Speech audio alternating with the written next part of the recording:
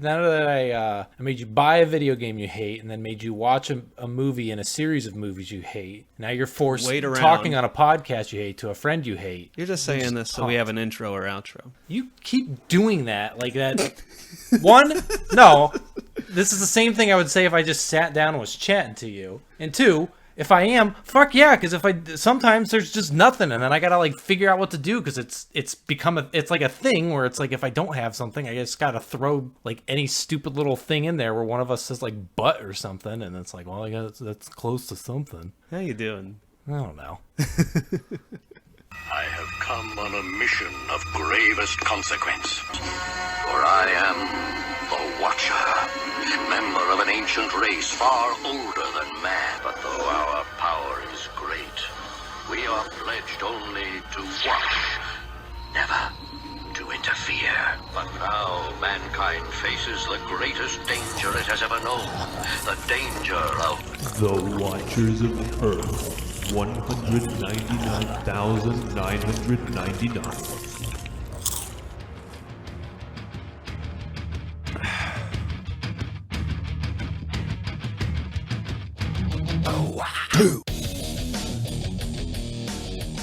Welcome to the Watchers of Earth 199,999. I am your host, Andrew, and joining me as always is my co-host, Seth. How's it going? Our third co-host, Joe, couldn't be here today because he was snitching to some other podcasters. And our fourth co-host, Uatu, is here, but is sworn only to watch and never interfere. Was Joe snitching? Unless I watched the completely wrong movie. Wasn't he just like talking? Yeah, but I mean, do I have to be completely literal? No, I just wondered if I missed something.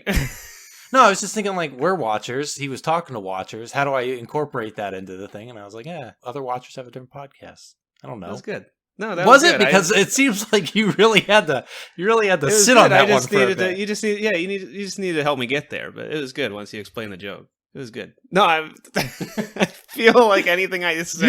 You're putting me in a great mindset from minute go. You can cut this later. I'm going to say it at the beginning. I feel like I'm a little on eggshells because I made the joke about, you're just saying this for the intro. And you're like, yeah, fuck it. I was like, oh, I guess you're in a mood. Well, no. And so now I'm like, I'm in a good mood. That's like the fourth or fifth time that I've like... I don't remember each week. There have been multiple times where, like, do I anticipate that hopefully something gets said that can be used as an intro or outro? Yes. Every time I say something funny that is not immediately after I say, welcome to the Watchers of Earth 199,999, am I setting up a bit? No.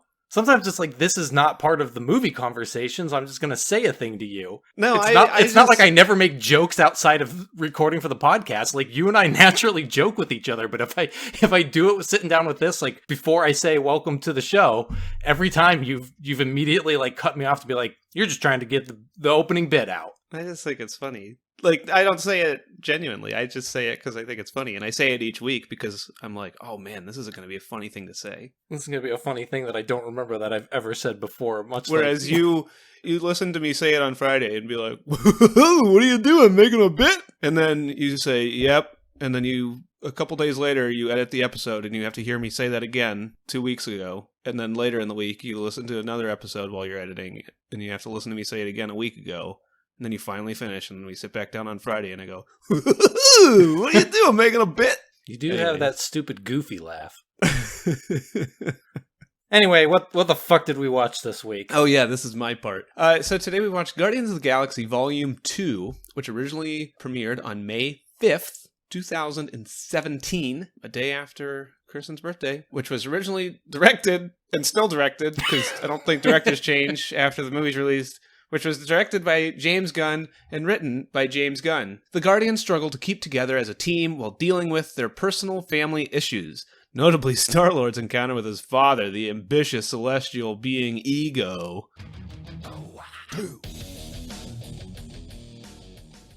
Is this one you're interested in me, or do I ask you what you thought of it? In a sentence or less. Well, since you did that, I may as well ask you in a sentence or less, what'd you think? Well, this one's weird. And as someone who edits the podcast and listens to me talk about Marvel movies 4 times a week, you're probably sitting there going, yeah, they're all weird, Seth. I don't know. This one, it was good. I'm going to leave it there. I'm going to hear what you have to say, and then I have some things I want to talk about. And then you'll form your opinion. No, and then I have to get my asterisk out of the way and all that stuff. So, hold on. Are you watching the Red Letter Media so that you know how to feel about the movie? That's what I did when I was waiting for you. No, I just realized I didn't put it in my rankings, so I just did it now. I thought you were going to say you just realized you weren't recording. No, I thought I'd be able to do that more smoothly, but then I had to, like, it's Think dark. about it? Well, it's dark, so I can't really see my keyboard, and this keyboard, I can't, like, feel where the keys are, like where, you know, I don't know. Some keyboards you can just kind of put your hands on it. This one I can't. And then I don't have my glasses on, so I was like kind of struggling. You're just like, you're ready for bed. What are you talking about me getting ready for bed? You're like, it's dark, I'm sleeping. I really like this one. I agree it's weird. And so since yours is like a kind of like non-answer, I mean, it's not. You gave an answer, but like generally you're a hard like one or the other, and this is like you got like a weird sounding positive middle ground that then you said like, and I got some asterisks. Sounds like you're going to rip it a new one. This is like a positive, like glowing positive with a lot of asterisks because I think it does almost everything it tries to do well. I think the whole product is pretty good with a couple things that I don't care for. And I think my biggest thing against it is it's the first movie again, I think in a good way. I think it improves on the first movie, but it also doubles down on a couple things that aren't, whereas most sequels double down on something and it's just like I'm getting the same thing again. This one's doubling down on things and I think it's doing them better, but it's noticeable how kind of like catered and meticulously built and crafted it is this time. The first one felt like, you know, a vision, and like Vision wasn't in the first one. That was the first one felt like it was just kind of like a decision to do this Decision thing. wasn't in this one. I hate you. Hey, I want to talk. Okay, never mind. Then I just won't finish that thought. You go. Because this is what I was going to bring up.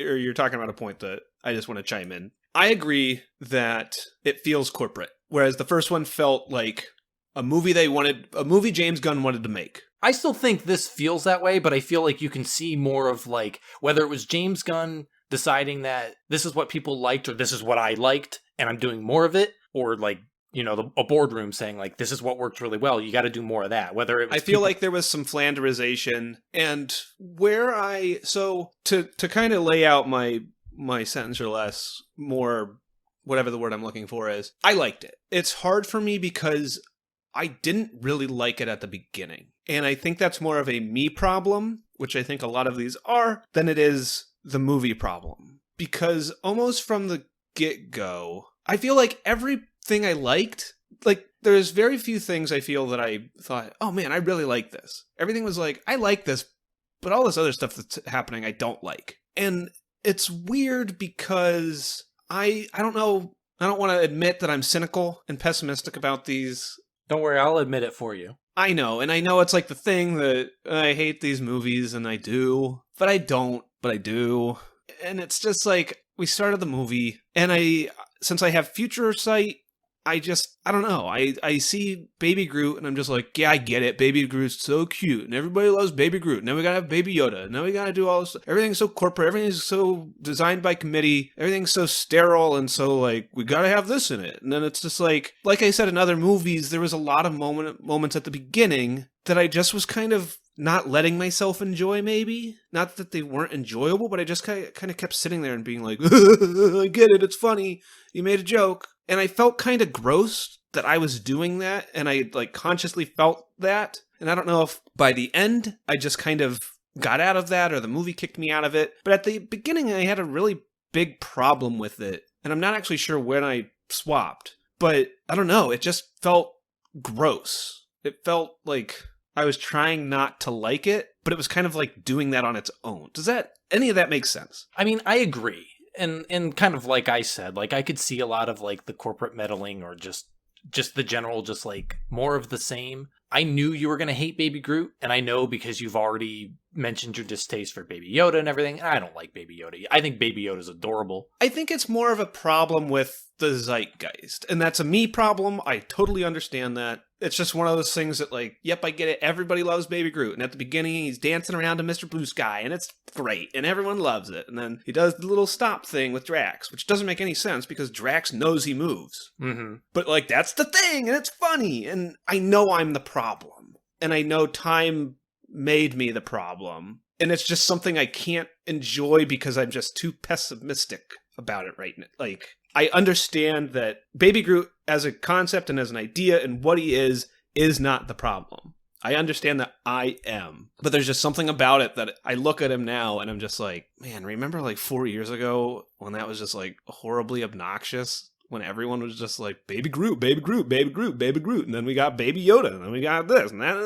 And it's just like, same thing I think I said very early on, or even before we started all this stuff, because I knew it was a thing. Like, you ever watch an old movie and you're just like, oh my God, they didn't have post-credit scenes? It's just where we are in the world now. And that's fine. I guess I'm being dragged kicking and screaming there. I was joking with Kirsten after this one about how there's a movie coming out next month, now that I see movies, that I'm excited for. And it's a movie that, and we'll talk off the air because I don't want her to know this, because I like how she can go in blind. It's a movie that I don't even know why I'm excited for it. And I'm just like, we're going to finish all these Marvel movies, and I'm going to be like, time to get into my real fucking weird shit. And it's going to be like, we're back, baby. Anyways, what would you like to say? I mean, I don't remember the sentence that you cut me off from, but I mean... You were saying that it was corporate and... I mean, I think it's been said by you.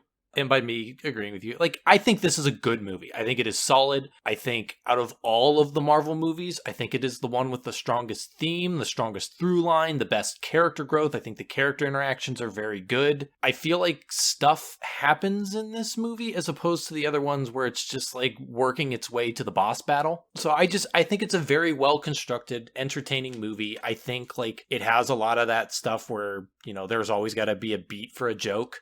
But I think this one does a lot of it better, and I think even some of the times where I was like, you could have let that sit, I still thought the joke was funny, and I found myself laughing at a couple things. There were only a couple times where I was just like, could you have not? And I honestly do not remember what any of them were. I think it's a good, solid movie. I know I laughed at things, probably begrudgingly, through crossed arms, and it's one of those things where it's like, I don't know. I've shown you movies where you kind of do that. I know I have done it. I remember the one I always think of is in college when my roommates were like, let's watch Hot Rod. And I was like, this is going to be fucking stupid. And then you made me do it, and I did the same thing. That's because it's the greatest movie ever. You sit there with your arms crossed. Okay, you told me how great Hot Rod was, and then you made me you kept sending me clips out of context, and they were the dumbest things I had ever seen in my entire life. I hated that movie before we sat down, and you dragged me kicking and screaming into my parents' basement to watch that fucking movie, and I sat there and I said, I don't want to watch this, I'm not going to like it, and by the end, I was laughing hysterically, because it is a funny movie, but it is a movie you need to watch the entire movie, and I think you have to go in not wanting to see it. I think if you go in wanting to see it, you're not going to get anything out of it. I think it is a movie that only works if you go in hating it and it just wins you over. Because it's so hard to hate. And that's kind of, and I think I had that moment here. I don't remember, like you, I don't remember what all the jokes were or whatever, but I know I laughed at them. I think I might have been more bothered by the diffusion of tension that the Marvel movies love to do. We will get to it later. But with that said, I think this also, it might go on a little long, but the ending actually gets to sit. And I think it works incredibly well because it can sit. I think the ending is one of the strongest in all of these movies, just because it does sit. Yeah, it is like what it is. And yeah, I mean, I liked it. And honestly, just the weird thing is that I don't really know what to do with it because I didn't really like it at the beginning, and it has its problems, but it won me over. But anyways, you want to jump in? You want to start? Let's jump in. Real quick, before we jump in, we really let's jump in. Before that, just while I was watching this, I was thinking, I think this is the only Marvel movie I saw in theaters twice. Maybe I saw Homecoming in theaters twice. I had to have, because I know I saw Avengers more than once. I thought I saw most of them only once, but I think I saw this twice because I'm pretty sure this was back when I was still seeing them on premieres, and this came out May 5th. But I know my dad wanted to see it, and so I took him to see it for his birthday, which is at the end of the month. So I think I've seen this twice. Just a weird little nugget that's interesting to me and no one else, but I was just thinking, like, I can't figure out if I saw this more than once or not. I haven't edited our first Guardians episode, but I remember that was one where we kind of struggled to talk about it for a bit because it was just so solid that there was not a lot to really I think we'll have dig stuff. into. I think this one will have stuff. It sounds like you'll have stuff. I don't really have a lot. I will once we start talking, but for the most part, it just kind of is. I will say the song that it opens up on, Brandy by Looking Glass, I love that song. I did not remember it was in this movie, but my mom sings it all the time. So Yeah, I mean, I'm not the first, and I know like this is not a hot take, but I mean these Guardians. I'm not even like a huge '80s music fan, but these Guardians soundtracks are top notch. I agree. I will say, however, much like a lot of the other, like you said, the corporate meddling kind of thing, like, I thought the first one, the soundtrack worked really well. In this one, I think some of the soundtrack works really well, and some of it is a little too much, and there are a couple times where I was just like, it's just there because these movies Have the soundtrack. So there are just like sequences where there are scenes where someone's just like, time to boot up the music. I can agree with that. That's where I think that's the biggest thing in this movie that I can really think of that was just hollow to me. And those happen several times. There's at least 3 songs where I was just like, this does not need to be here. I get that this is something that these movies do. It's like the identity, yeah. But it does not, it's like the flashback scenes in Lost where it's just like, it did it and now it has to stick to it. And so it just has to, you can't have a scene without an 80s song playing somewhere for some fucking reason. And it gets old fast. And there were several times where I was just like, oh, can we not? And it just took me out of the movie. And like I said, I got up multiple times. I paused this movie multiple times. And I think that was part of what just kind of made it drag for me because I kept getting pulled out of it by the soundtrack. It wasn't as immersive. Well, anyways, we start off with Brandy, and Kurt Russell is banging Peter's mom. Mm-hmm. Behind a Dairy Queen, a romantic gesture. It was the 80s, it was the summer of love, 20 years later. And then we go to Mr. Blue Sky for the opening credits. And you hated this sequence. I, like Here's the rest the of the mindless idiots in the audience, love it. I didn't love it as much as everybody in the theater. But I think this whole sequence is fun. You get to see everybody do stuff. I love when Gamora yells at Groot and then he just waves at her and she just stops and says, hi. And that was the first, like, genuine, like, belly laugh that got out of me. Here's the thing. I loved this intro. I didn't like really? the Groot stuff. Yeah, I thought this was a great way to do an opening credits of just, like, big grandiose stuff happening blurry in the background. Like you said, you get to see everybody kind of do a little bit. You get to kind of see everybody. You get to reassociate with everybody, essentially. Mm-hmm. And very quickly and effectively learn who they are again. Something I will say, I think this does a good job of like kind of introducing everybody quickly again. I will say this movie does a very good job of giving everybody something to do except for one character.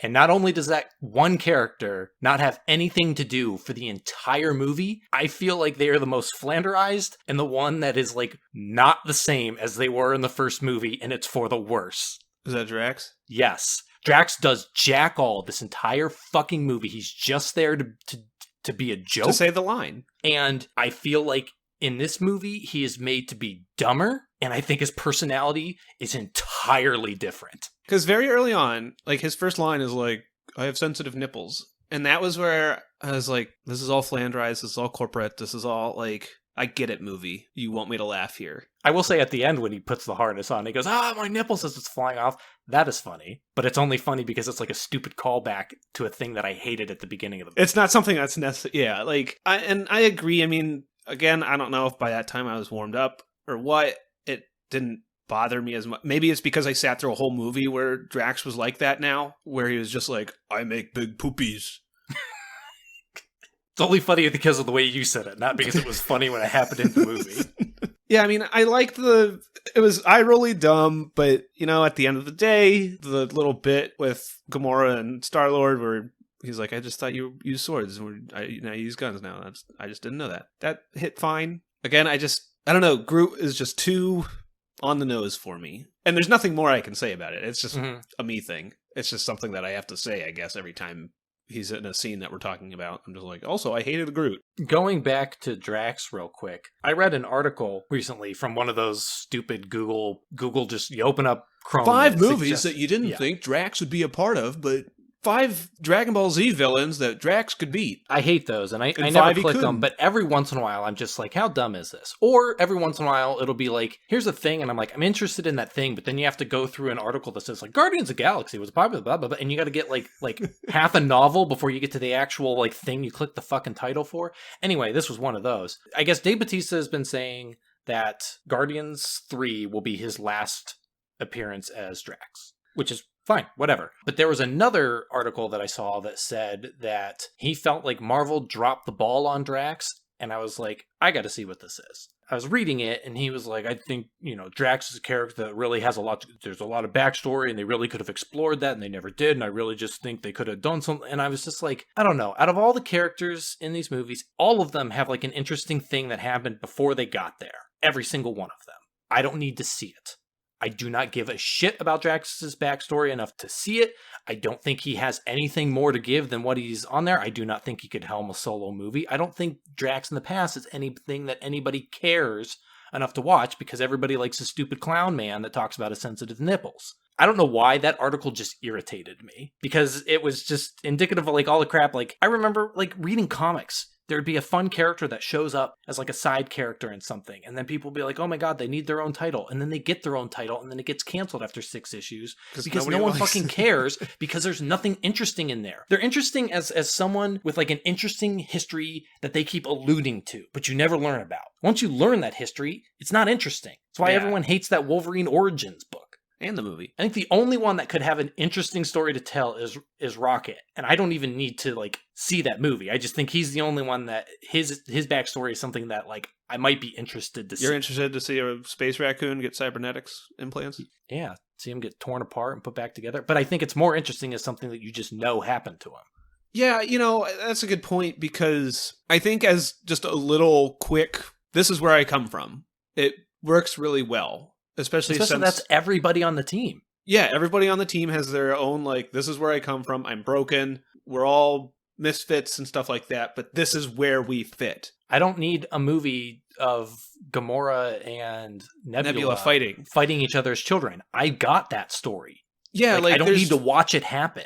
And I think, you bring up a good point. That's kind of like the horror thing where the monster's better when you don't see it. And like with Drax, I think because Drax destroys, now granted, this Drax is different, and this Drax like laughs and has sensitive nipples and big poopies. Like in the first movie, Drax is just a destroyer. And then he says, yeah, my family was taken from me, and I need to avenge. And that's great. Not that his family died, but it's great that he has that. He has a thing. In this movie, he alludes to it again, and I think that could be an interesting story, but it's an interesting story in my head. Nothing anybody can put on paper will be worth my time to expand on that. But it's interesting for me because I think the one moment in this movie where he is close to being the Drax of the first movie for me is that scene with Mantis where he mentions his daughter. Yeah. Again, like a lot of things in these movies, especially in the first movie, it's subtle isn't necessarily the right word. It's understated, I guess. It's not beating you over the head with it.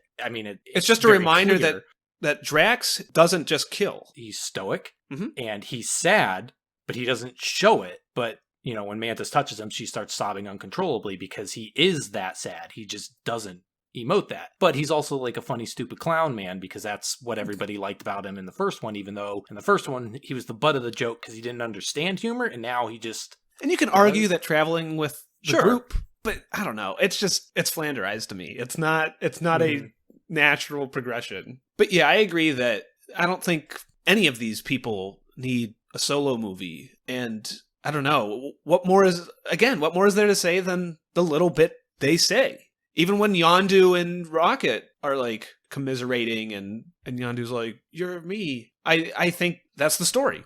That's all that needs to be said. You know exactly who they are. You know exactly where they come from. You know where they fit in the team and stuff like that. And it works really well. And especially like, and again, this is all me dragging on the actor who said he would like to have more. Who said a throwaway line in a BuzzFeed article that you read. This is also a movie where they mix up a couple of these pairings a little bit. And so you get to see them interact with new people, and those interactions inform more on their character. I think even though it's really only like 2 scenes, I think some of the Rocket and Yondu stuff that's is some of the best strong stuff. Character stuff in this movie. On the other hand, the Gamora Nebula stuff is boring as shit. I don't think it's boring. I just don't think it's all that. It's exactly what it is. It's siblings that are mad at each other for crap that happened in their past. I mentioned it in the first Guardians of the Galaxy, where I'm just like, I like Karen Gillan, but I don't like her as Nebula, and I think it's more the writing than her. When she like flies down to Ego and just starts shooting Gamora, I was like, this is stupid. And she's screaming. I was like, I hate everything about this. It's so dumb.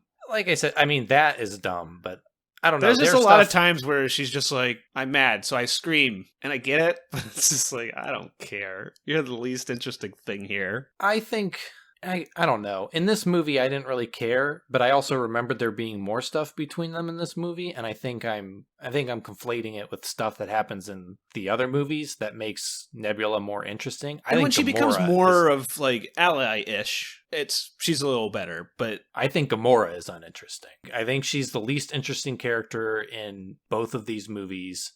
I think she's the most like kind of straight-faced. I think that's why she's the least interesting, probably. And I just don't think there's a whole... It's not even that there's not a whole... I don't think she does much. Like, in the first movie, she's, like, a villain turned hero, sort of. But I don't feel like it really does much with it. She's just kind of there to just tell everyone else that they're being jackasses. well, and when you mentioned that, like, someone on the team, like, doesn't really do anything for the whole movie, I was like, okay, it's either Drax or Gamora. I feel like Gamora is there. Like, she has stuff in this movie because she has stuff with Nebula and she has stuff with She has Star-Lord. stuff related to other people. She doesn't Sure. necessarily do things. Oh, yeah, but I mean, she serves a purpose, even Mhm. if it is as an ancillary character. Drax is just there because he was in the first movie. He Yes. doesn't do anything. Even the stuff, I thought he was going to come into play with his stuff with Mantis, but it doesn't matter because when he learns relevant information that could finally prove him to be useful, everybody else learns it. Mhm. So, Yeah, that was He so is- annoying.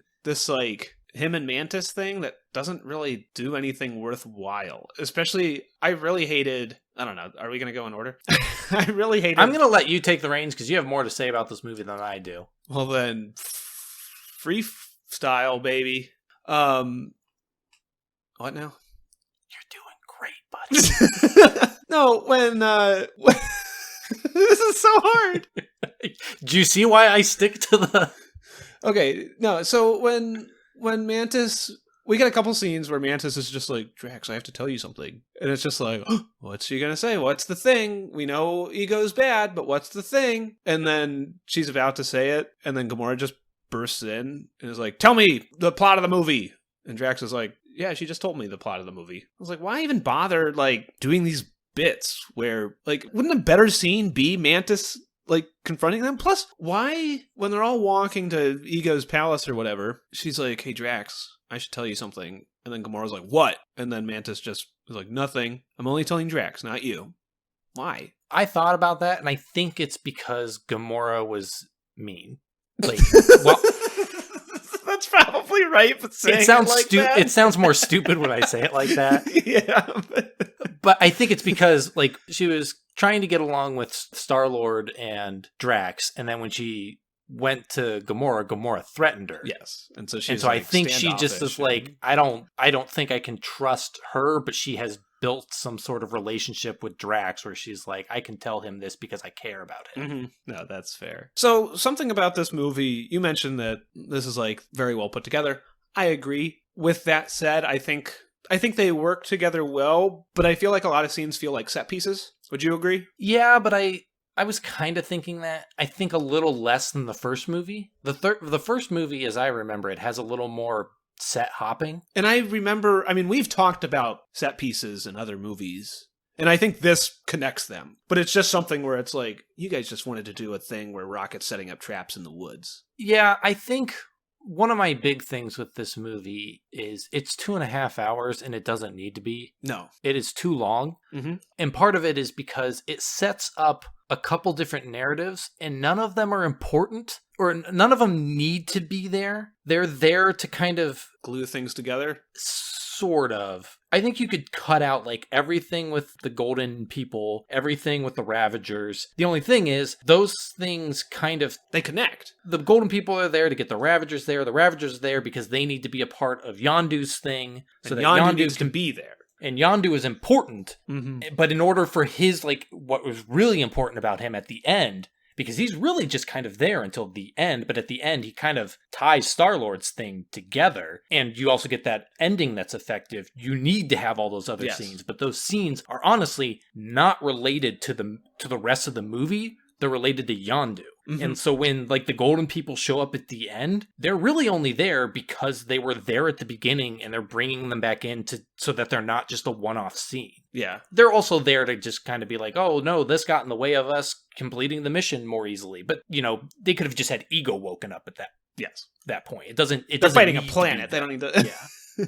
So that's my big thing is there's a lot of like different scenes where it's just there so that they can have these characters show up. And if you're going to do this, why not put it on a different planet where we can have all this fun stuff happen? I will say that I agree that it's long, even as much as I liked it. And I think it starts to feel its length. I feel like Kurt Russell tries to battery Star-Lord for a long time. And it also doesn't help that I think a lot of this fight is exhausting and honestly fairly hard to follow. There's like a lot going on, and I just like they're all doing their own thing, and I think it works sometimes, but they all start to get split up where Drax is taking Mantis back to the rendezvous. Nebula and Gamora are riding a space pillar thing.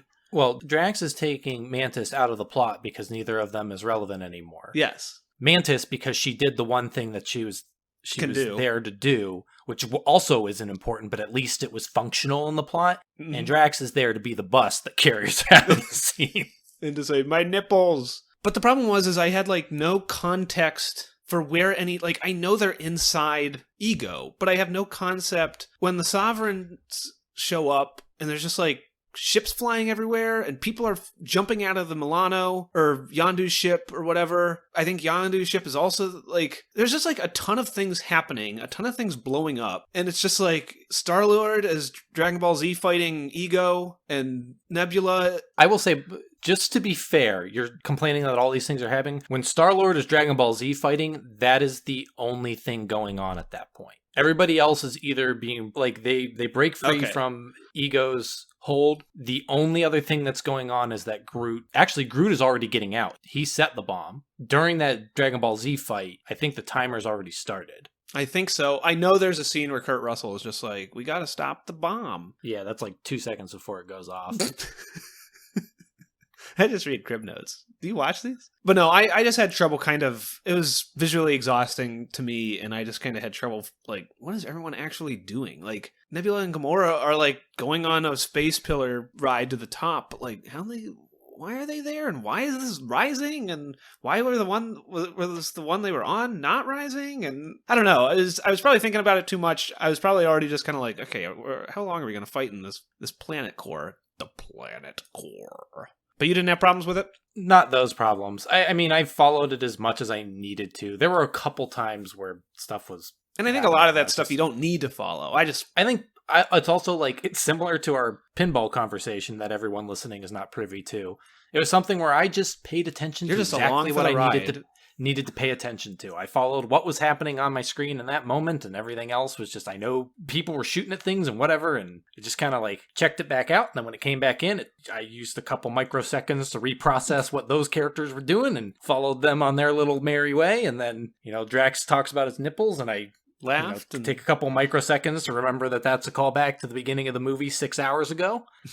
I don't know. It was fine. The Dragon Ball Z fight, I will say, I hated just because it's dumb. It's a dumb Dragon Ball Z fight. It's stupid. It's annoying. It's also like, I don't understand. So they say that because Peter is the son of a Celestial, he will never die as long as the planet core... As long as the light... Planet core. The black still light. As long as that still goes on, even though Ego needed to go back to the planet because he would wither and die, but that was because he is an extension of the planet, but Peter exists on his own, but I guess he can't die as long as the light is still going, as Ego doesn't specifically state, but seems to state, wherever the fuck he is, he doesn't need to be on the planet to charge up on the light or whatever, it's just as long as the light is there, he's immortal, sure, but then, Then he has a cave full of other kin that had died? Well, that one's fine. They're the ones that couldn't, he didn't pass the super magic power genes into them, so they can't turn into Super Saiyans. But Ego makes a body that is human. specifically human.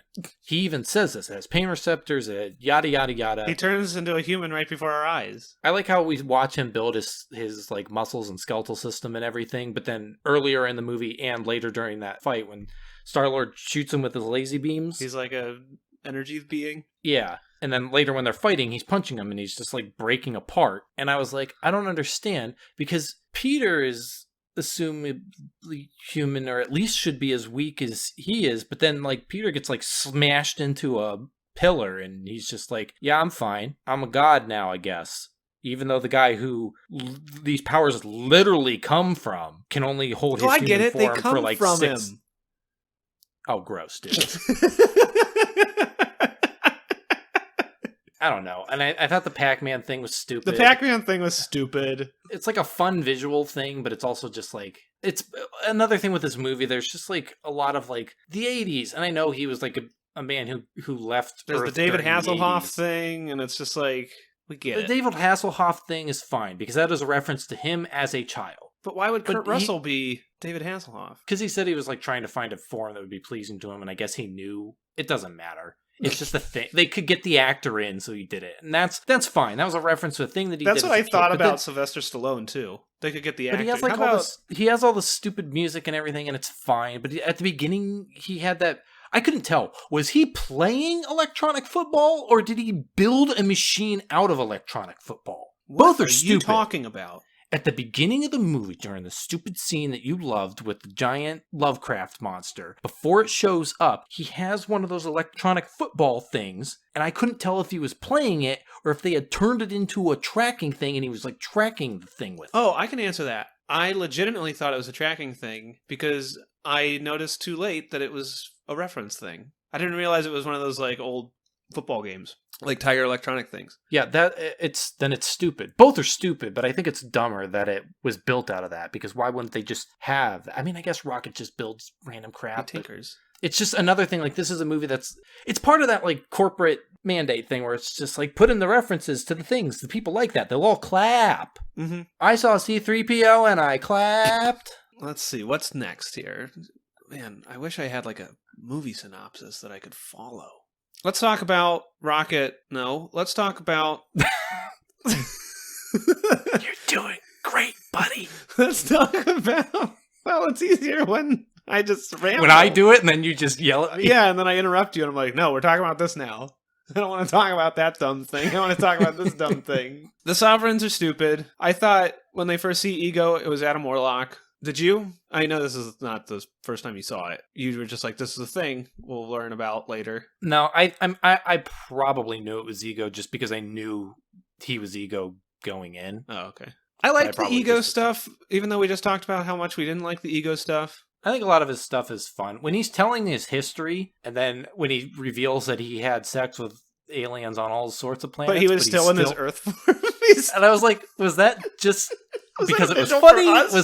Was that what he really did, or did he turn it? Why didn't he look like the aliens that he's banging? I've been reading Invincible, and I'm almost done with the whole series, and it just reminds me of how the Viltrumites can basically fuck almost anything, and their sperm is so fertile that it can. We'll talk basically about make that a Viltrumite after, out of because anything. I'm not long, but we've talked about it a tiny bit, and I wonder what you think. I don't know. The Sovereign stuff is, like you said, unnecessary, but it needs to be there so that the Ravagers can be a thing, so that Yondu can be a thing. I didn't care for the Rocket Star-Lord quarrel. No, Quill.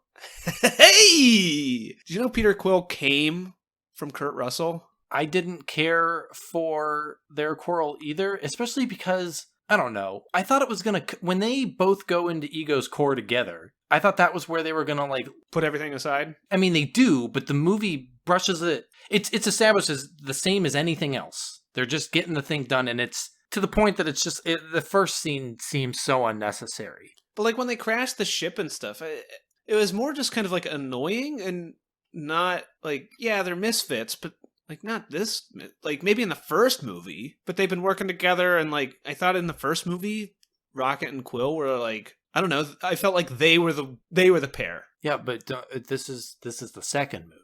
Yeah, but that's what I'm saying, like, why are they like fighting as much as because they are. this is the second. Because Because this is the second movie. Different things happen. Doesn't matter what happened in the first movie if you're in the second movie.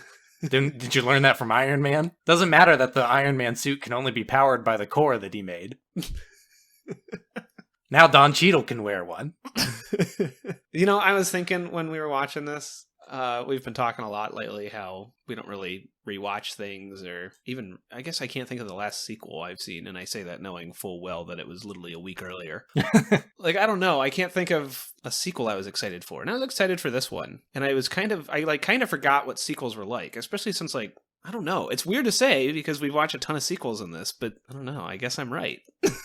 I mean, sequels are gross. I will say you were excited for this one. I wasn't really excited to watch this one. When we did Doctor Strange last week and we looked at what was coming up next, I thought it was going to be Homecoming. And when I saw it was Guardians 2, I went, ugh.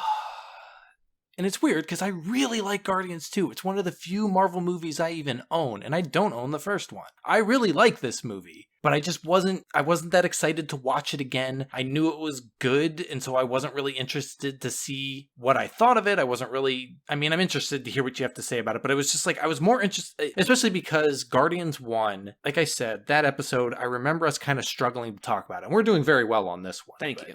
And we probably did much better than I remember in the first movie, but I remember it just kind of being like, we're gonna gush. I think Homecoming will have a lot to talk I think we're gonna have a lot to talk about good things. I just remember that it was just kind of a lot of like, I think that was the first one where we really just stuck to the plot because there were a couple tangents, but there wasn't really a lot to say because there's not a lot to nitpick. It's just well put together. And this is less well put together, but I remember it being well put together. I remember thinking a lot of the emotional stuff hit well, and I was just like, I don't know, I don't really care to watch it and talk about it. So I was not super thrilled to watch it. When you said we weren't going to watch it till 8, I was like, cool, I can do other things for a little while. I keep thinking the next movie is going to be Infinity War, and then like the next movie after that is like Endgame, and then we're done. I've been saying this for 15 episodes that I'm feeling the burnout. They're still fine, it's fine, whatever. But like I mentioned, I'm excited to kind of watch a non-Marvel movie. And I was excited to watch this because I like Guardians of the Galaxy. I've never seen this. I think I'm just kind of like ready to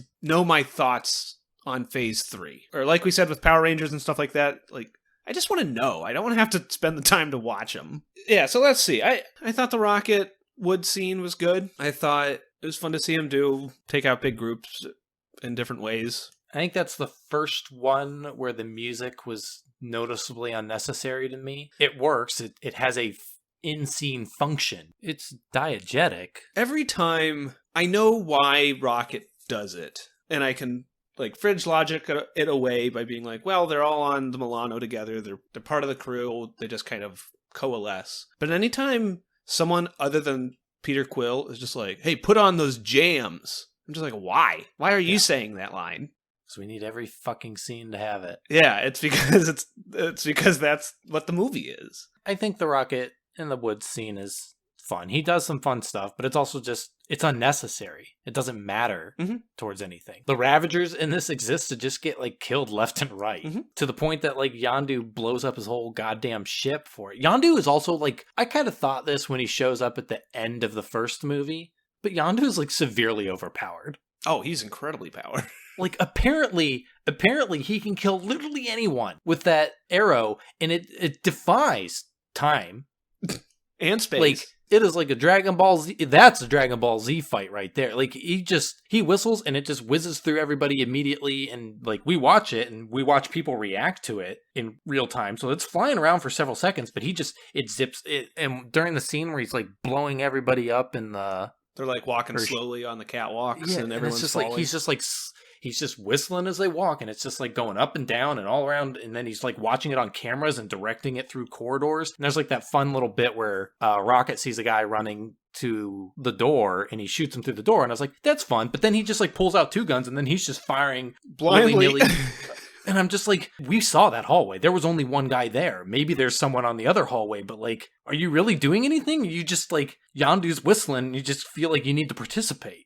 This is kind of what I was referring to when I mentioned that it felt like they wanted to do set pieces. I think the set pieces are fun. Like, there's neat things happening. There's fun things happening. But within the greater whole of the movie, like you said, and I don't know if it's necessarily purely fridge logic, but it's just kind of like, why? Rocket in the woods. That's a cool scene and like fun things happen, but why? Yondu in the ship. That's a fun thing and cool things happen, but why? I'll say I thought that scene was boring. I was ready for that to be over. I think that was even more extraneous than the fucking Dragon Ball Z fight at the end. I didn't need to see him kill every goddamn Ravager. I didn't need to see it zipping through the hallways. I didn't need to see them I think it went on slowly. It was. But they were. It was nicely shot. Like, oh yeah, that's what the I mean. entire like, movie is nicely shot. There are so many just like well shot scenes. This one has a slow motion circle pan that I actually liked. And then it gets deflated. I don't know if that one. Oh yeah, it did, because that's when Mantis gets hit in the head, and then Drax is like, "Look out!" Even though he said his reflexes are too fast for anything to go over. Yeah, but not then. He's dumb Drax now. But that was in the first movie. This is the second movie. Volume 2. Drax is an idiot. Drax does something in a later movie that pisses me off. I think it's like the one thing that just like boils my blood every time I think of it. Well, since you mentioned there's a slow motion circle pan, there's also a blue space laser when Ego shoots it before Mantis puts him to sleep. I don't know. I like Ego. We kind of touched on that. I like Kurt Russell. I like Living Planets. Kurt Russell's great. Snake Plissken. He has like the heaviest accent, and I was just like, "Hey, what up, Herb Brooks? Hey, what up, Snake Plissken?" He's old. I like Kurt Russell a lot. He is fun in everything he shows up in. I even like the 2 Christmas Chronicle movies on Netflix. They're stupid. They're stupid as all get out, but he just plays a fun Santa. You know, it's funny. I was going to mention this earlier, and we just got off on a tangent. But now that these Marvel movies are huge, everybody just wants to be in a Marvel movie. So, like, that's why you get David Hasselhoff and Sylvester Stallone, who just shows up and he's just like, I'm a part of the movie. Did you realize who he and his crew were? They were the Ravage Man. I don't recognize everyone because I'm not super familiar. It was like with Dvorak Guardians. or whatever. But if not all of them, because I don't know who the hell Stallone played, but I'm sure he's an actual character. But like the Crystal guy, those were the original Guardians of the Galaxy that Yondu was a part of the team with. When Yondu was an actual archer and not just a guy who whistled an arrow all over the place. Cool. How about at the end when Quill gives Yondu's little buddy the arrow? Kirk? And he's like, sure, I don't know his name. That's who he plays in Gilmore Girls. He gives him the arrow and he's like, hey, Rocket grabbed this and fixed it and put it back together. I was like, when did Rocket grab it? The planet was blowing up. Yeah. Like that thing broke like a long right time before ago. they all left. But whatever. You need to have that scene where It is a good scene. he gives it to him. It is. That whole ending is Let's talk very about good. this whole ending that made me cry. Did it really? Yeah, Cat Stevens, dude. See, I don't know, because I've only seen you cry That's because I'm a man and I'm strong. twice that I can think of. At your wedding, and when we went to see Jurassic Park Stop in it. 3D. You cry at Iron Giant. I do. I cry at a lot of things. I'm a big stupid crybaby. But I just remember that was the first time I ever saw you cry. I'd never seen you really elicit any real emotion. And then we go to see Jurassic Park. And it was at the beginning when they go to the island. And then see the helicopter. And I mentioned it at the end. The music. Oh my god, this is so good. And I mentioned it after it was over. And I remember Kirsten grabbed your hand when it happened. But I remember when it was over, and I asked you, I was like, "Were you crying?" And you said, "Yeah." And I was like, "I mean, okay, I don't really like Jurassic Park all that much, but I get it. It's your favorite movie." And I was like, "But at the beginning, you were like, all the dinosaurs were gonna die."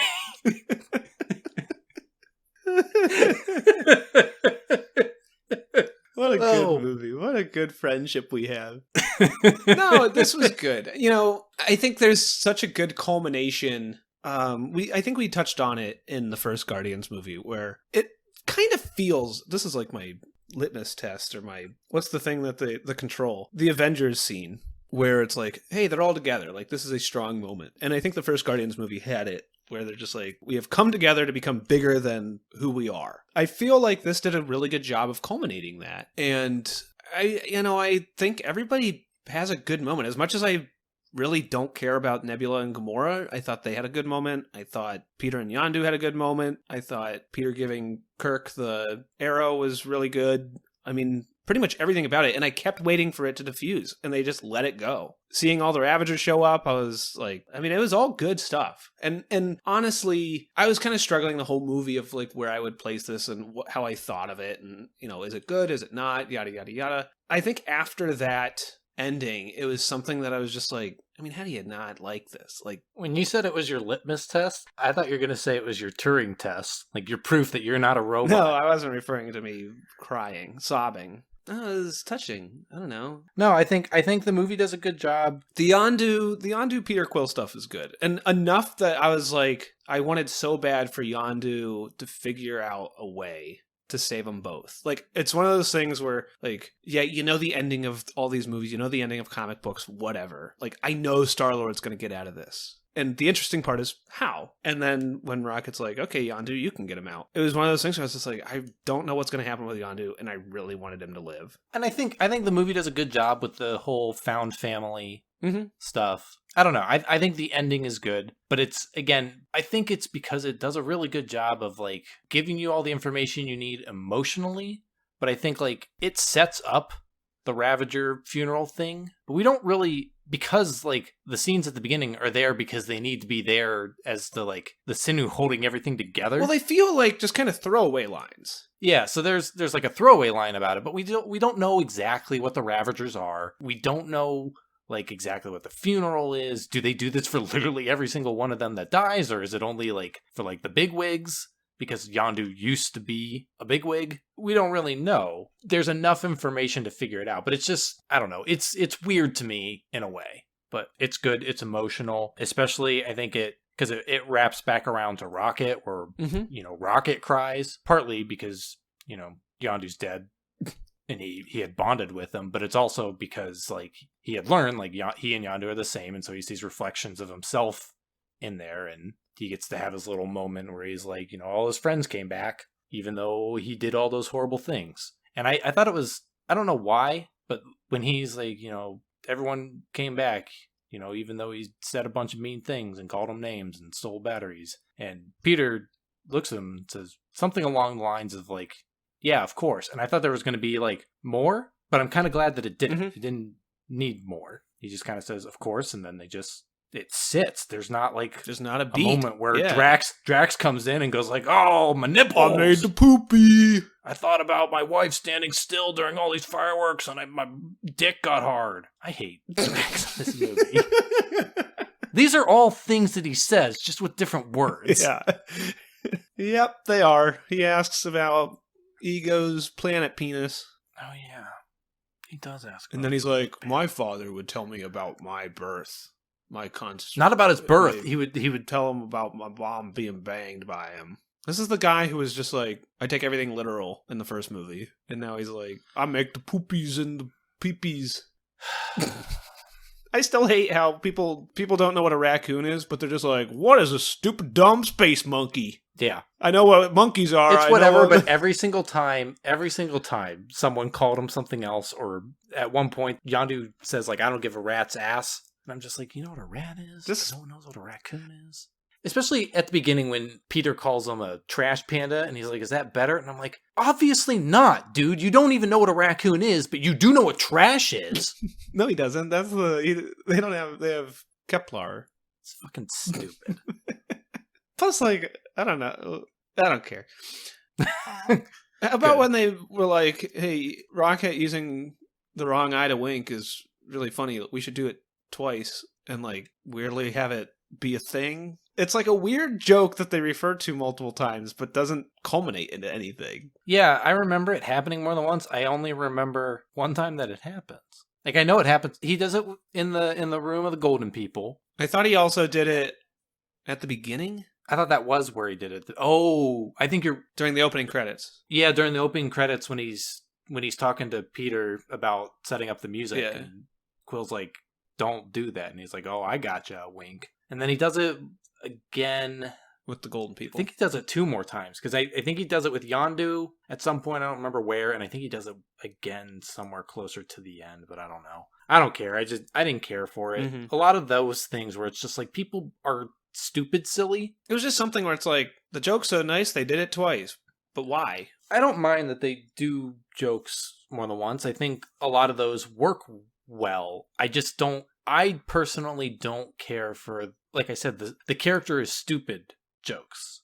Where it's just like, the character doesn't have to, like, has to like be oblivious to something obvious in order for this to work. And it worked with Drax in the first movie because you kind of, That was a shtick. it tries to explain that like his character is like someone who doesn't understand metaphor. He takes everything literally. So it's not necessarily that he's stupid. It's that he quite literally cannot understand these things. He doesn't have the framework for it. But now it's just like everybody just kind of was like dumb. They don't know a thing. So that's where the funny is. And that's where the scene that I'm thinking of in a later movie comes from. Oh, I hate it so much. It's so fucking dumb. So dumb. And I was like, that's someone filling in for James Gunn in this movie. Someone else filled it in for this other scene where they brought these characters in, but then I was told their scene was filmed by James Gunn. And I was like, this is such a dumb joke.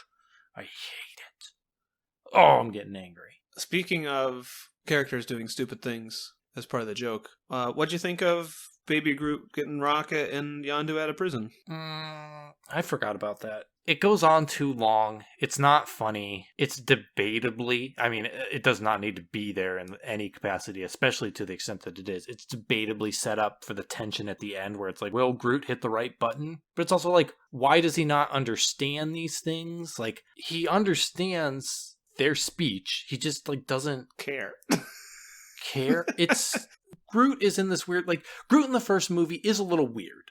Like, he understands well enough, but doesn't, like, there are, like, some, like, cognitive dissonance there where he's just like, he doesn't quite understand certain things. And I accept that. But in this, like, he's basically, like, a dog and a baby rolled into one. Yes. Where he's the baby and the pet.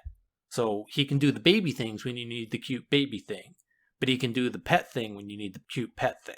He can be baby when you want to have the adorable little anthropomorphic stuff. But then he can also be the dumb animal when you want to have the, like, little yippy dog things. And so his whole bringing back the wrong crap, I didn't care for it. I didn't like it. I completely forgot about it, which I think is why I'm just, like, not... I honestly completely forgot until you asked. I think it goes on too long, but I think I like when he finally opens the drawer and grabs the wrong thing, and then Kirk's like, nope, that's the wrong thing. But mainly because that's, like, a thing that matters. I like when Kirk corrects them. Yeah. I knew he was going to grab the wrong thing. Like, it's so obvious. Mm-hmm. But when Kirk shows up, like, I like that. And I think him bringing back the wrong stuff could have worked if it stuck to the rule of threes. Yes. Instead of going on forever. And if it stuck to him bringing, like, debatably, like, similar close things. Like, you know, he doesn't like hats. It's like a weird throwaway bit, but it, like, this thing is sort of like a hat. What if he, like, you know, he brought someone's hat? You know, instead of the toe, what if he had, like, ripped off someone's scalp? And, like, because we don't have to think about how no one is reacting to this toe and everything, we don't have to react to the scalp. Like, if it was that and it was like he's bringing stuff similar, like if they say, no, it's red, and he brings up something else that's red, and they're like, no, it's a fin, and then he brings, you know, he's like, no, it goes on my head, and he brings a hat. Like, I think I would have been better with that, but he literally just is bringing things. Right, yeah. And so that's where I was just like, ugh, I don't care. Like, I'm done. But like I said, I completely forgot about it until you asked, so it's not that bad, but I really did not like it. It was dumb. We didn't really talk about Mantis. I don't know if there's anything really to say. I don't think there's anything to say. She's fine. She does the one thing that she's supposed to do. She has a couple things where she has one thing where she uses her powers. She uses two. Making Ego go sleepy, which does not matter. It is used in the plot, but it doesn't matter. We don't understand why she really... I don't know. Mantis is fine. Her powers are unnecessary. They have the only scene with Drax that is good, and her powers are central to that. But that's it. She's fine. I don't mind her. Adding someone to the cast is fine. But she fits in that same category of first movie Drax, where it's just like she doesn't quite understand things, and that's where the humor is. Yeah. She's inoffensive. She's fine. What about the taser face joke? Like a lot of this stuff, it goes on too long. Yeah. I was going to say, like, laughing at Taserface is fine, but it just goes on. It just keeps happening. And it's really for one extended scene. And then the callback. But I mean, that's all one extended scene. It's Taserface reveals when they get captured, and then it happens again when they get thrown in the prison, and then it doesn't matter again until they escape. But that I would count that all as like one. I guess it's not one scene, but it's like one beat of the movie, one set piece. It's all contained within that one thing, which is fine. It means it doesn't super overstay its welcome. You know, Kirsten mentioned at the end of the movie that, and I agree that the plot is predictable. And I think for a lot of the time, you're just like waiting to be like, okay, what's the problem with Ego? And I don't necessarily think she seemed to have a problem with the story just kind of being whatever. I think that's fair. I think it's fair to say that it's not anything new. But like we were saying, the culmination at the end and the stuff with him and Yondu and whatnot, I think it does what it needs to do and works well. I agree. I hated when Nebula tries to kill Gamora on Ego and she's just like screaming. I hate that. I didn't care for, not that I wanted them to fight forever, but I didn't care for how it was immediately resolved. She's like, oh my god, I want to kill Gamora, but then immediately afterwards, she's just like, all I ever wanted was for you to love me. I just wanted a sister. You wanted to be strong. I wanted a sister. Anyway, bye. Bye. Yeah, that's pretty much it. They kill Ego. They all have the greatest scene in the movie. Other than the fact that they defuse the tension with Mantis getting hit by the rock, I actually thought that like bringing the Guardians back together. I don't know. It's that same feeling as the Avengers, where it's like, this is like the culmination of everything. There's something for me about just like, this is the ragtag group of heroes that saves the galaxy, and it leans into it hard and it works. I was thinking at the end when they're like, we're going to save the universe again. And I thought, you know what? I was complaining about all the Avengers movies and everything just going too big, but like the Guardians of the Galaxy, like, yeah, they should go big. Like, not that they need to just keep one-upping this, but like I don't mind that they have two adventures, and those two adventures are both the end of the goddamn everything. I think it works for what it is. Like, and I think part of it is it's just like it's a big dumb space movie. Well, and yeah, kind of like, I mean, the galaxy in these movies is to Earth as Earth is in the Avengers, where it's like, if we don't stop this, Earth is like, that's just where they are. Yeah, it's weird to be like, oh my gosh, what if Planet X blows up? And then we could be like, yeah, that's the planet that so-and-so is from, and we could care, but it's also just like, I don't know, we could just not be there. Mm-hmm. If the Earth blows up, that's where everyone's stuff is. What'd you think about the Earth stuff with the rock clouds? Dumb, especially because I don't think anything ever references it. Not that I need other things to reference it, but it's also just like a weird thing where it's just like, this is a weird thing that just happened. And I'm usually pretty good at letting movies kind of exist in their movies. No, I'm not. That's why I hated Captain America. But hey, you remember? I was thinking when the Dairy Queen was being destroyed, I was like, I mean, I guess it's quick, but isn't this like an Avengers job? That's what I was thinking. Especially like, not that I need it to tie into anything, but I feel like that's kind of your uncredited scene where it's just like Hawkeye shows up to shoot arrows at a giant rock cloud. And it's just like, oh, but it's all solved now. Yeah, like, I guess I can go home. I don't need... Not that I need that, but it's just like, that's something where like when you show Earth, and I know they show Earth for a reason, and it's the planet we care about, and it is also a planet that is relevant to this, especially relevant immediately to Quill. Well, and it does it does bring the flower back. Oh, yeah. I mean, that's what I'm saying, is it's relevant, but it's also just like, I don't know, knowing that these are part of a larger everything, even though to this point, Guardians has not been connected outside of the Thor stuff with the Collector. It's not been connected to the rest of them. The what now? When the Asgardians drop off the stone to the Collector. Oh, yeah. At the end of Okay. Thor okay, 2. I have it back on. But it's also like I said, Earth is where all my stuff is. Like, that's where I know everyone else is. Like, that's where everything else is. And especially because these movies do like to have like their little throwaway cameos bits. I was like, that's where you put it. And that, again, I don't need it, but it's also just very bizarre that I'm just supposed to believe that like this Dairy Queen blew up. Earth's mightiest heroes are just like, whatever. This rock thing was like crawling across, I don't remember what state that was. Missouri. And it's just like, no one cares. Maybe we'll get to another movie and they'll reference it in a bit. And again, it's fast, fine. I don't need it.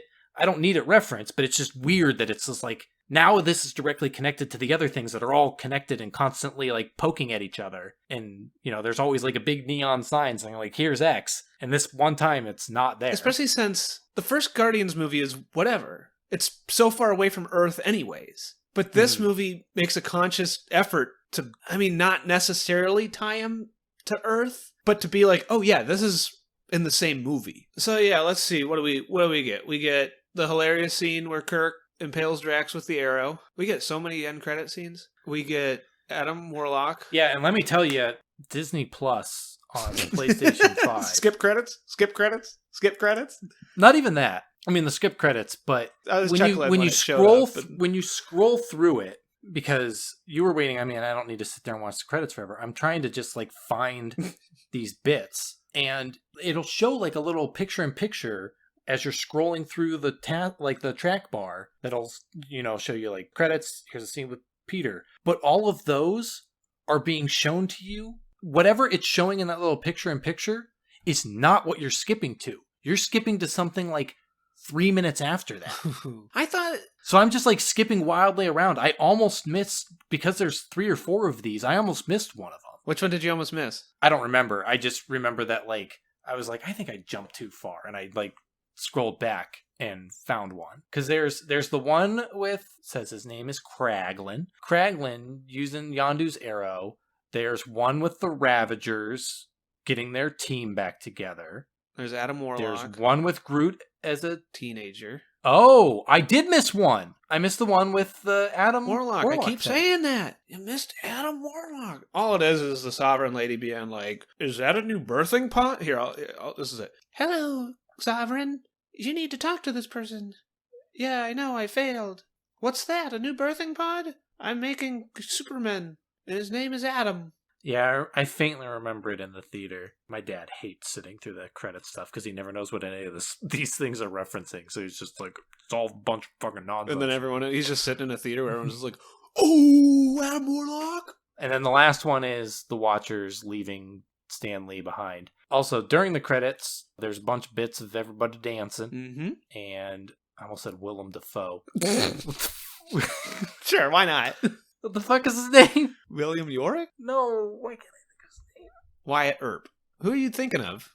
Knight Say the Rider. name that you're trying to think of. Knight Rider. Knight Rider. David Hasselhoff. Sorry, I mean Zubar Hasselbrow. He's there singing a song about the Guardians of the Galaxy. Also, during the credits, I don't know how much attention you paid, but there are a bunch of things where the credits said "I am Groot," and then after a little bit, it would change to somebody's name. I watched the credits. Or No, that's why I was surprised. I don't know if you actually watch the credits or if you just like. You always say that's where you talk to Kirsten and everything, so I didn't know if you actually watch the credits or if it's just like the credits go on and then when and we the turn music away from it. cuts out and the scene happens. No, I was surprised that you were saying you were trying to flip through the credits because they have the skip credits, and then it would. I don't know if it just skips the credits, but it would give me the skip credit button, and then I would see the mid-credit scene, and then the mid-credit scene would end, and then it would say skip credits, and it would just keep doing that. See, all I know is remember when I used that during Thor I don't remember 2? I don't even remember Thor. In Thor 2, I did hit the skip credits, and I missed the scene at the end where they kiss, and you were telling it to me, and I didn't know what you were talking about, so I had to watch it. Who kisses? Live on air. Thor and Jane. Lieutenant Janeway. But yeah, bada bing, bada boom. Seth, give me 2 put-ups and a put-down. This is actually really hard, and I was hoping I would come up with something. Like I said at the beginning, the problem is that every scene that I really liked also has stuff in it that I didn't like. My first put-up has to be the end, where they finally let the scene sit. I think it's very powerful. I think it's very, you know it better than I do. I think it's a winner, and also I think it's very powerful. My second put-up will be... I'll say the beginning. I'll say the best parts of the movie were the beginning and the end. Because other than Baby Groot, which, again, is probably more of a me thing. I mean, it's definitely a me thing than a movie thing. Because Kirsten loved it. Because she was specifically target marketed it. And said, we need more women to see these. And we need cute baby things. And here we are. Not that men don't like cute baby things. But I liked all the background stuff. And that was a good way to open the film. My put down is going to be... I'm going to just... say the Dragon Ball Z fight, I laughed at it, and not in a funny way, but in a, like, I can't believe they're doing this. This blatantly obvious Dragon Ball Z fight. Do you think it was a reference since Dragon Ball is from the 80s? Yep. Why didn't Peter Quill say, I used to pretend my dad was Son Goku? No, and that was also the part of the movie that I really felt its length. I think there was some fun stuff in the planet core, but that was where it started to drag and feel long. That's all I have to say about that. So my first put up, you know what? I'm going to give the same 2 put ups as you. Always do. The ending scene and the opening scene, I think, are the two strongest bits in the movie. I think, like I said, the movie as a whole is very good, but it is equally full of stuff I didn't care for. Not equally full. It is also full of stuff that I didn't care for, but it is. I think it is heavily outweighed by every scene is like, this is really good, does. and then you have to deal with something stupid. My put down is Drax. I hated almost like I said, everything except for the one genuine scene that was allowed to sit. There wasn't a fucking joke in it.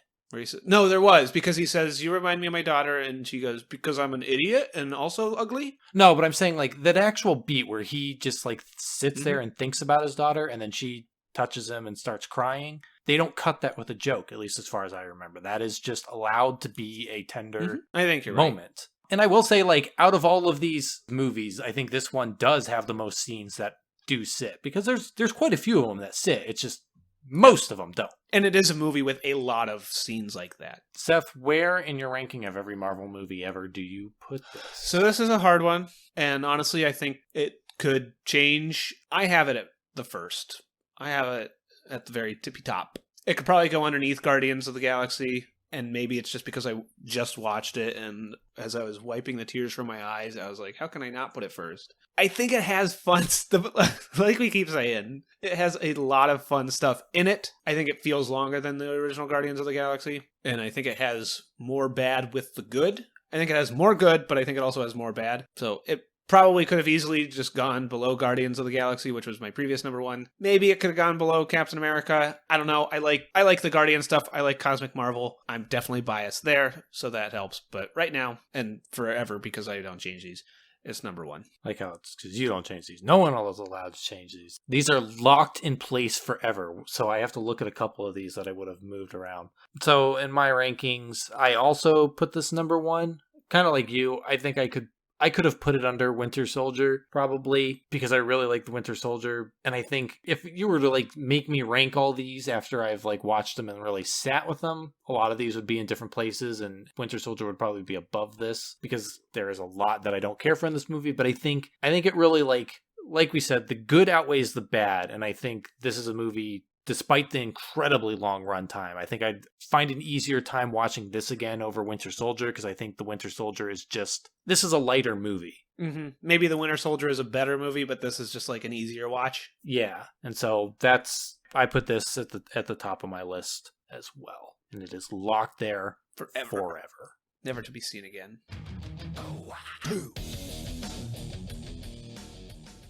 Thanks for hanging out with us. If you like this, tell a friend. If you didn't, then lie to a friend.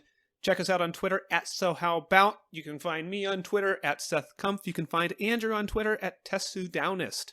And subscribe to us on YouTube at SoHowAbout. And join us next time when we do this once more with Interference.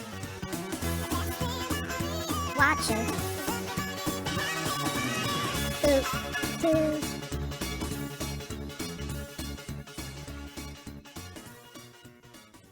Seth, now that the mics are off, what are we We're watching going to be next watching week? Spider-Man 2, Attack of the Octopus Man. Do you remember when Matt made the big octopus? Yeah, it was awesome. That was so cool. And I'm sure our Bada bing, listeners bada will boom. remember as well. No, we're going to gush next week. Gross. Yeah. I think it's called spooging.